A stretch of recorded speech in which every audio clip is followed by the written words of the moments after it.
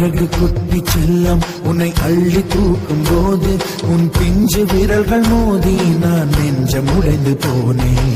ஆளை கடத்தி போகும் உன் கண்ண குழியின் சிரிப்பில் விரும்பி மாட்டிக்கொண்டேன், நான் திரும்பி போக மாட்டேன்.